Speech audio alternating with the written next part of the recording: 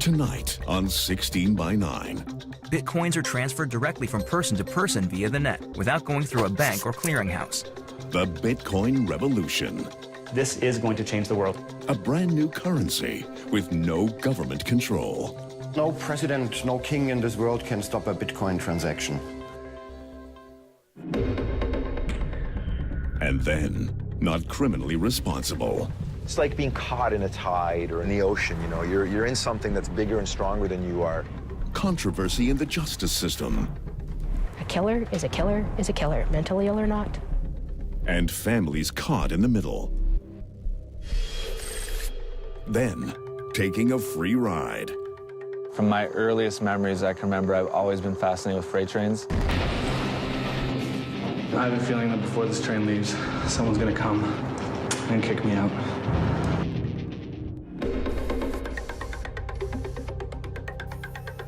Here's Carolyn Jarvis. Good evening and welcome to 16 by 9.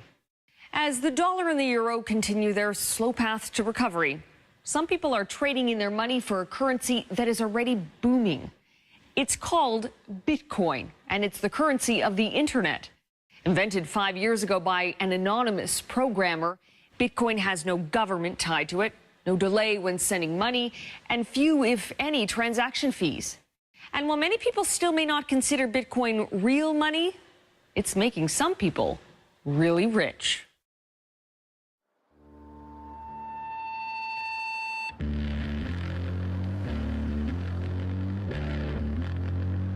It has been the scene of many uprisings. Berlin, a city both elegant and defiant. At its heart lies a neighborhood called Kreuzberg, the most radical of all. It's a kind of revolutionary area. People here are looking for alternatives to existing systems.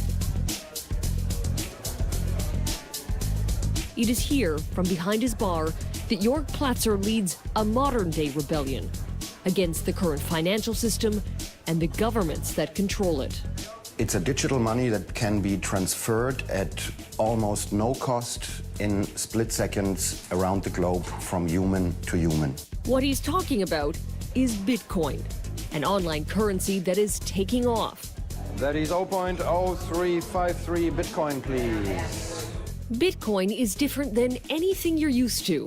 The dollar, the yen, the euro, currencies are traditionally connected to governments and to banks. But not Bitcoin. That's what makes it so appealing to the radical in Jörg. For example, no president, no king in this world can stop a Bitcoin transaction.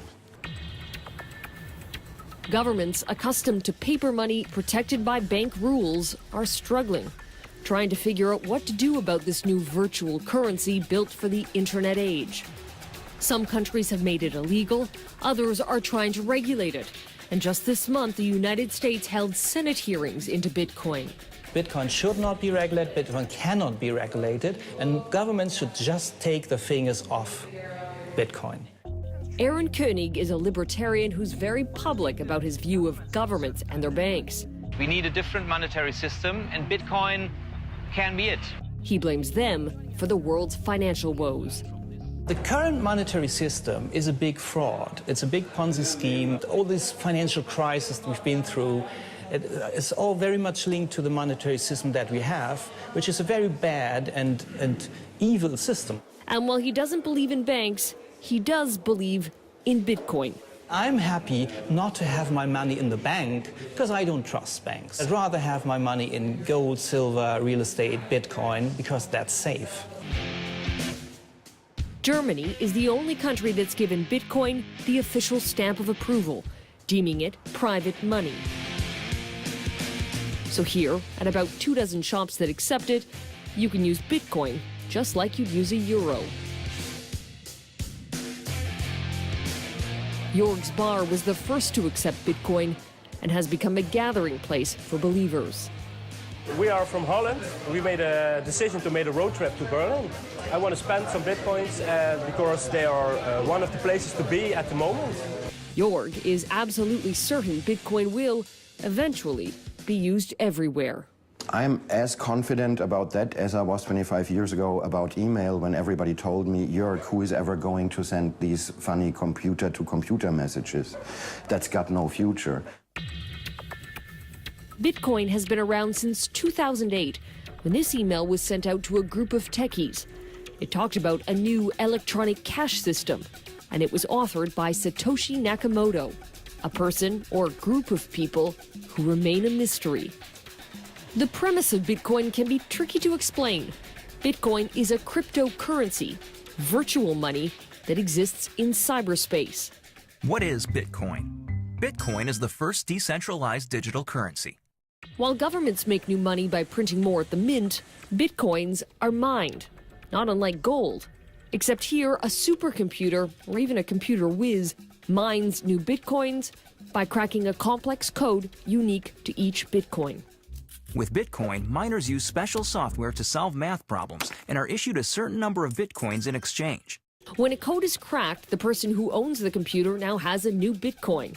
And, like a lump of gold, they can sell it or use it to buy things. Bitcoins are transferred directly from person to person via the net, without going through a bank or clearinghouse. And again, like gold, the number of Bitcoin is finite, capped at 21 million.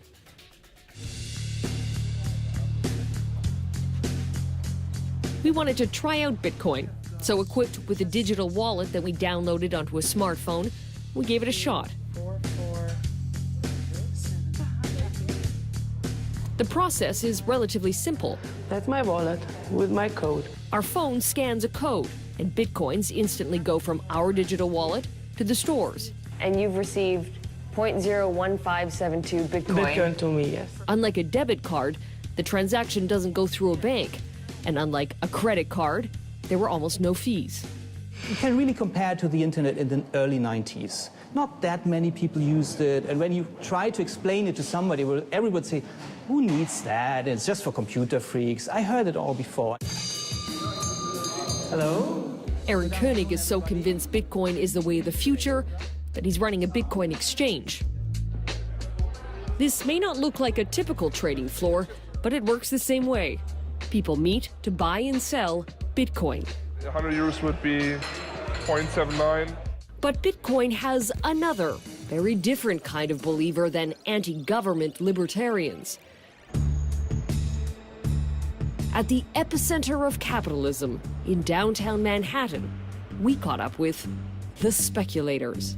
The problem being a Bitcoin company right now is they want to invest too much money. Jaron Lukasevich, Charlie Shrem, and David Johnston. Think of them as the new generation of dot-com millionaires. Every major venture capital firm in the country is looking to invest in our company, and they're very serious about many companies in the space. All three created Bitcoin startups and reaped the rewards of investing early. When you first bought Bitcoin, how much was it worth? 35. I think 17. $14.56. And how much is it worth today? Gox I saw this morning at 200 and Bitstamp at 190. That's incredible. Yeah. It's just the beginning. Since we recorded that interview in October, Bitcoin has multiplied more than fivefold in price, cracking the $1,000 mark for one Bitcoin. So there are still millionaires to be made. Absolutely. There are billionaires to be made. Perhaps the first billionaires to be made will be the Winklevoss twins of Facebook fame, who reportedly own 1% of all Bitcoin. Today, Charlie Shrem co-owns a bar he bought with Bitcoin, pays his rent with Bitcoin, and he, along with Jaron and David, hope their companies will drive Bitcoin into the mainstream. Something that can be used for someone in their everyday life, the soccer moms, the grandmas, that's when Bitcoin's going to really be valuable. And that's what we're all trying to do. To people who say this isn't real money, you say what? The dollar isn't real money. Speculators are the largest group of Bitcoin owners by far, credited with skyrocketing Bitcoin's value.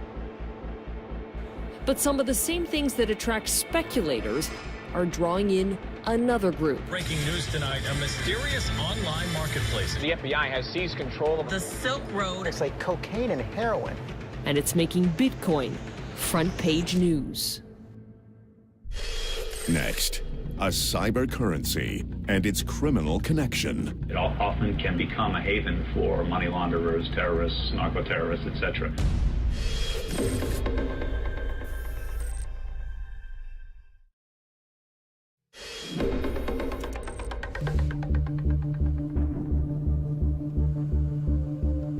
It's been called the Amazon of illegal goods, an underground website with ads for drugs, guns, even hitman for hire. It went by the name Silk Road, and it only dealt in Bitcoin. It's Silk Road. Black tar heroin to crack cocaine. Cyber currency, illegal business on the web. When the FBI shut it down in October, it made headlines. They called it the most sophisticated criminal marketplace on the internet. A haven for money launderers, terrorists, narco-terrorists, etc. Sophisticated because Bitcoin, a new cyber currency, provides a veil of anonymity to its users. And according to the FBI, in the 2.5 years Silk Road was running, more than $1 billion worth of illegal goods was pumped through the site. Bitcoin is tainted by the company it keeps. Duncan Stewart is a tech trend analyst. The fact that Bitcoin has certain attributes that are unusually well suited to illegal activities means that it tends to attract those elements who wish to do illegal things. While the alleged mastermind of Silk Road denies all charges, police warn he won't be the only one who's caught. Already, another illegal bazaar has sprung up in Silk Road's place. It's called Black Market Reloaded, and on it we found ads for this AK-47, grenades, and cocaine. And again, it only accepts Bitcoin. You think people are going to be prosecuted for using Bitcoin in Canada? I think they will be prosecuted for using Bitcoin either for actual illegal activities, drugs, violence, weapons, or for making $1 million trading Bitcoin and not reporting that to the tax person. But there is another obstacle for Bitcoin as big as the FBI and the RCMP. The banks. In both Canada and the US, they are leery of Bitcoin. I've been kicked out of every major bank. I can't have an account at Chase, Citibank, Wells Fargo, because I'm in Bitcoin. Charlie Shrem created a company to make Bitcoin more user-friendly. One bank flew me out and said, the reason we can't work with you is we simply see you as a competitor to us. Like, that's why we can't bank you. I know which bank that was. Yeah, like, have a nice day. So what am I supposed to do in that case? In Canada, some Bitcoin startups have received letters like this one, closing down their accounts. When we asked the banks about their position on Bitcoin, no one would explain.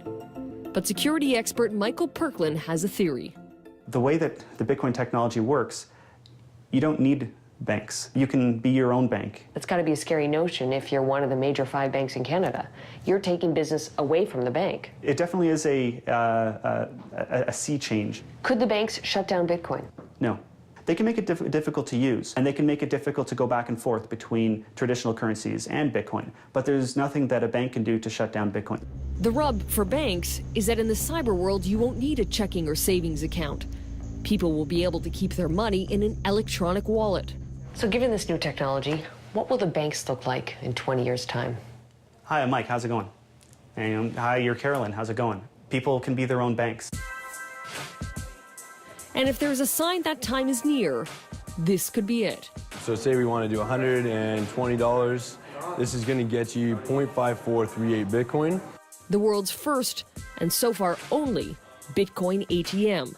It went live just last month in Vancouver and did $100,000 worth of transactions in the first week alone.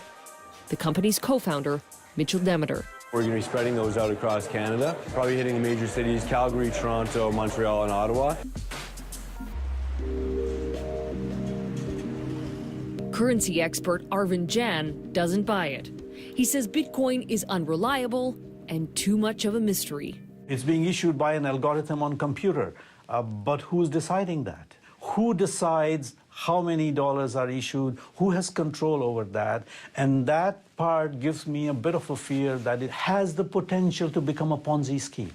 He says the money we have now works because it's backed by institutions and norms, like regular elections and taxes. The fact that these are currencies issued by a system that is working according to known rules, and it is working, it's likely to continue working for the foreseeable future. Without government rules or a framework, Bitcoin is only regulated by the free market. If you ask me what's going to be the value of Bitcoin in 1 year, I would say somewhere between $20,000 and $2,000. A bubble is not a stable situation. It's, in the long run, very unhealthy for the economies. And who's to say there won't be another digital currency in a month? What prevents somebody else from coming up and saying, my algorithm is even better than the Bitcoin algorithm? If somebody better comes along, there goes the value of Bitcoin. Still, the excitement for Bitcoin hasn't waned. The currency continues to grow. And for the true believers, it is the future. This is going to change the world. I see it as only a matter of time before this technology gets adopted everywhere. In my lifetime? Definitely in your lifetime.